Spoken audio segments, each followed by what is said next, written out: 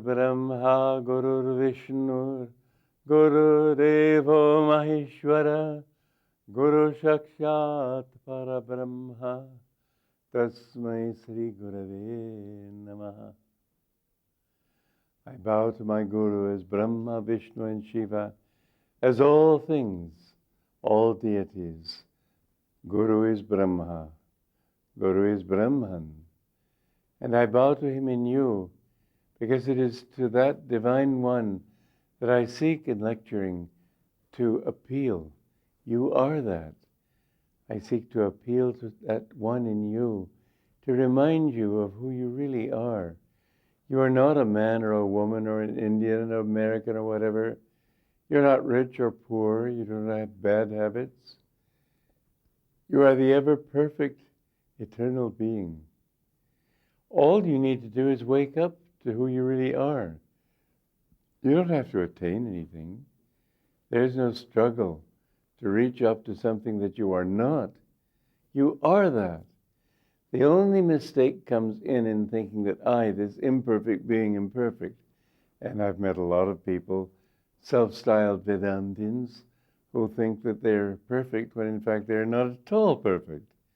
It is the inner self that is perfect, and that self would never boast, I am perfect, because it already is.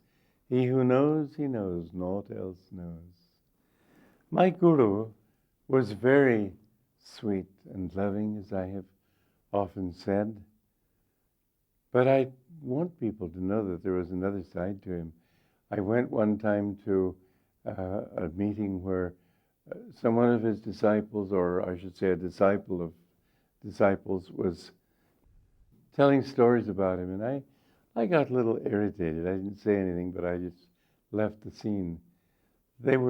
She was depicting him as so cutesy. He was powerful.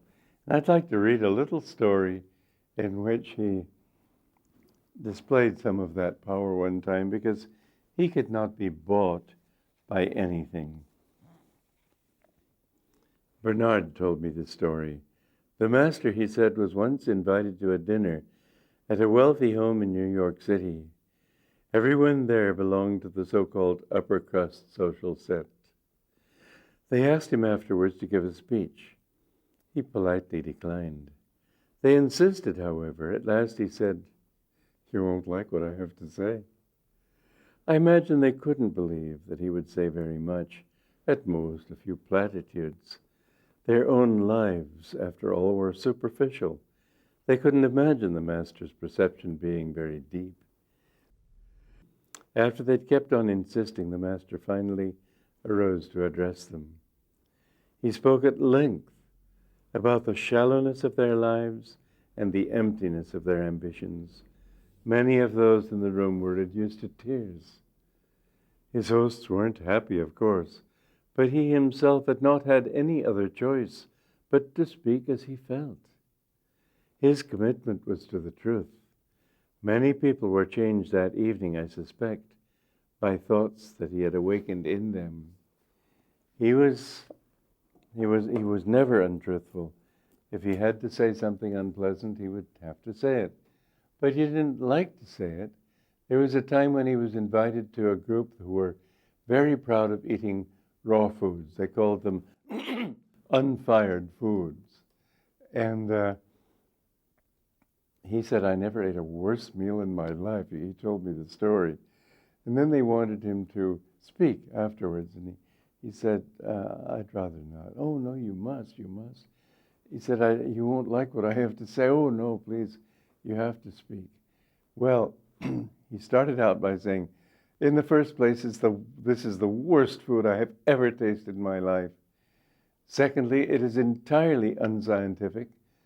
And they were all in outrage and uproar. "No, it's very fine food. It's very scientific," and so on. He said, "It's completely unscientific.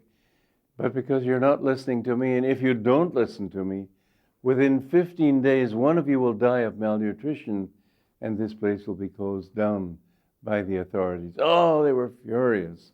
Well, it happened. 15 days later, somebody died of malnutrition, and the place was closed down. But he could be powerful when he wanted to be, when he felt he had to be. He could not be untruthful. And there were times, too, when he helped his disciples, especially. I remember he said that when you are liberated, then 7 generations forward and backward are automatically freed also. I asked Sri Rama Yogi this because I never had a chance to ask my guru. But Rama Yogi said, well, it's not that they're all liberated. It's that when one person is made the emperor, his whole family receives a very high position. And that is the glory of the crop, as Master put it. It's the wonder of achieving that they do receive an enormous impetus in their spiritual progress. Now, first, a doubt on my part that he was liberated many lifetimes ago. So does it count this in this life? I don't know the answer. Dr. Lewis said to him, well, what about the disciples? And that Master answered, oh, they come first. So I hope that's the case, at least in this lifetime. But again, since he was liberated long ago, these are mysteries. Perhaps I shouldn't even bring them to your attention. But I want you to know that this spiritual path that we're talking about is just not sitting at home and chanting Om and being devotional toward God. It's many, many things more. And the hidden mysteries are extraordinary. Well, anyway, in this case that I was thinking about, the mother of a disciple, but she was also very devoted to the Master, she was suffering from breast cancer and died from it. And Master discovered that she had died in a hospital that pretended to cure cancer, but he discovered that all they did was give you water and wait for you to die. And Master was so outraged at this, he said, Divine Mother, destroy that place. And within a month, the police moved in. Everybody, all the authorities were taken off to prison. And Master said that I prayed to find this woman again, and he saw her in the astral world. She was being led away by an angel, and she was looking at the flowers in the astral world, which is for highly advanced souls or developed souls, even slightly developed. The astral world is much, much more beautiful than this one. Don't look for that because there's much more ahead, but it's a great respite anyway.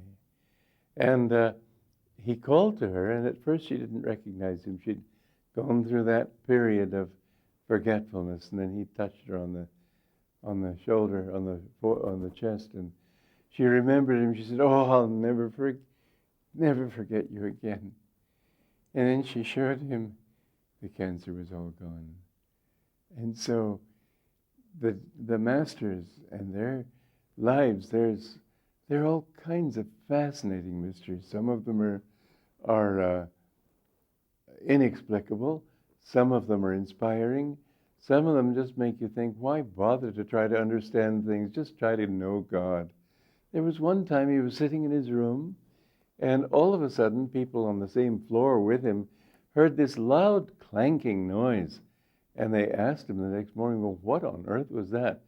Well, it turned out that when he had been a general in Spain in a moderately recent life, that means just a few hundred years ago, he had been born there to drive out the Moors and to help Christendom to maintain its integrity. And he worked sort of on a grassroots level, but this soldier who had been under him at that time had materialized himself to the Master in his bedroom, and that was what all that clanking was, because he was still wearing armor. And he asked for Master to free him, and Master did. Free him from what? From being body-bound? I don't quite know. But these experiences, I have to say that they were moderately common. Living with a Master is an extraordinary thing, and I tell you, if you really want to find interest in life, forget the movies. Find yourself a guru. There are some marvelous things that go on, but the most marvelous thing of all is that you will see yourself growing, such that in a very short time you realize you're just not the same person. When I first met Master, I don't know. I don't think anybody was ever accepted so quickly. I guess I was so desperate. But anyway, he asked me, he said to me, first of all, I give you my unconditional love. Well, that was a fantastic promise. Masters don't give that kind of promise easily. But then he said, will you give me your unconditional love and your unconditional obedience? I wanted desperately to be accepted. I just couldn't see anything in life. But I also wanted to be honest. And I couldn't imagine anybody being right all the time. And I said, well, sir, what if I think you're wrong sometime? And I think it was an honorable question, especially considering how much there was in it if I got a disappointing answer. But he said, I will never ask anything of you that God does not tell me to ask. Then I had belief in that. So I said, yes, I give you my unconditional obedience. And I abided by that. Then he said, in relation to his giving me his unconditional love, he said, when I met my guru, Swami Kriyananda, and I think he turned the story a little bit to help me to learn something. But he said that he asked me for my unconditional love. And I said to him, how could I love you unconditionally if ever I find you are not a master? And Sri Yukteswar's answer was, I don't want your love, it stinks. That was the way my guru expressed himself with that expression. And I said, I understand, Master, I give you my unconditional love. Then he said about the free will, he said, when I met my guru, he asked for my unconditional obedience, and I asked, why, sir? And he said, when I met Lahiri Mahashai, I found that my will was guided by whims and fancies. But when I tuned in to Lahiri Mahashai's wisdom-guided will, then I found that I became freer and freer. It wasn't a case of subjection or enslavery, thraldom. It was a case of becoming freer and freer because you can do what you should do and not what your whims tell you to do. But what my guru was telling me at that time was because as I discovered in other lives, I had been full of doubts. Thank God I don't have them in this life, and thank God I had them, at least for your sakes, because any doubt that anybody can ever come up with, I probably had it. At least I can relate to them. I can understand them. I have none myself, but I can relate to why people might think this way or that way. But when he said that about, I don't want your love, it stinks, I said, I understand, Master. I give you my unconditional love. Because if we love unconditionally, then even if sometimes the disciple becomes greater than the guru. But as Sri Yukteswar said, if ever I fall from these heights, your job is to pick me up. Please pick me up. In other words, it's an eternal bond. And in this case, the guru cannot fall. But I should always think in terms of helping him as I can. This sort of, I don't know, that's for worldly people. That's for egotists. That is not for devotees. But if I could help him in any way, and I don't need to help him because he's fallen, but I know that that's the kind of help he has extended to me. And how many times have I seen in little ways that his blessing was there, and I have come through tests that I might not have come through, that most people don't come through, because his power was there.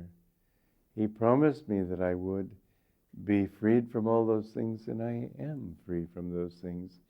From everything, I don't know what's in my subconscious. I can't say. All I can say is I really don't feel any attraction to anything, except to the one desire to help people. I do feel that. And I have had sometimes to walk through fire in that desire. You know, when I wrote my book, which now is called Out of the Labyrinth, originally it was called Crises in Modern Thought.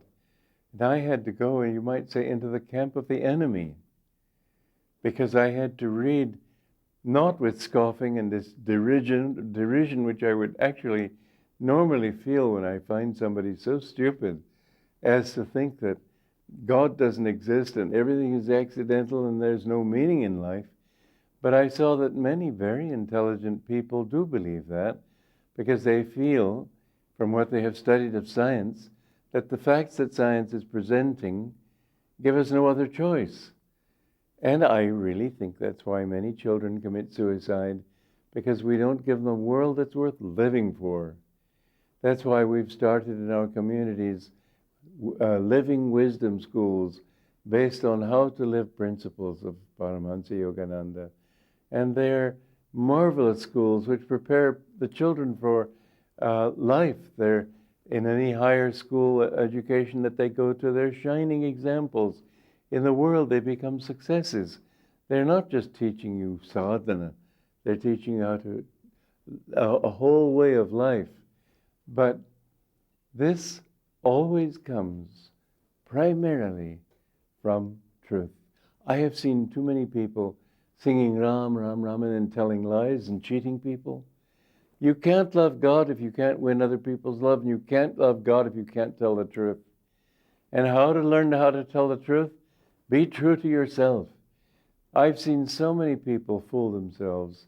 Well, I did this because. Well, that's just self-deception. Be quite frank with yourself. You must begin with the simple thought that, after all, everybody is in delusion, so why should I not be? Secondly, everybody makes mistakes, so why should I not?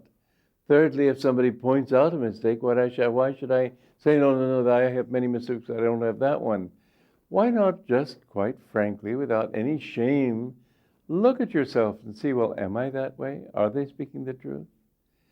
And you will find that if you have that attitude, you will begin to penetrate through this veil of Maya, and you will begin to see subtler and subtler levels of truth until you understand, and it's such a wonderful thing to understand, that behind all the harshness of truth in this world, behind all the sternness and the harsh lessons we have to learn and so on, behind all of that there is so much sweetness that really people who think that it's important to them to be blameless and free and important and so on, it means so little. Don't worry about what the world thinks. Dare to be different. Dare to stand on your own feet and see things the way you know them to be, even if the whole world thinks differently, because the plain fact is the whole world virtually is in delusion. Now, if a great master disagrees with you, that's the time to think about it. But when you see even presidents of big countries, how would you get to be a president if you were honest? Not very often. You have to please too many people. No, don't look to this world to give you true values. The highest thing you can do is go to saints. And the next highest thing is watch your own heart. Dare to be your own self. And that sometimes means dare to be different. Joy to you. Dare to be different, dare to be free, dare to roam far like wind on the sea, fly like a gull, soar high on the air, be strong in your courage when others despair. Never in anger, never in haste, go without pride, be never abased. Freedom is yours, if freedom you'll give, to all give it freely, in freedom you'll live.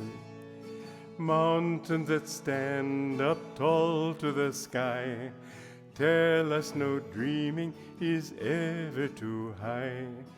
Dare to defy them, brave that high peak, you'll never know failure if bravely you seek. Dare to be different, dare to be free, dare to roam far like wind on the sea, fly like a gull, soar high on the air, be strong in your courage when others despair.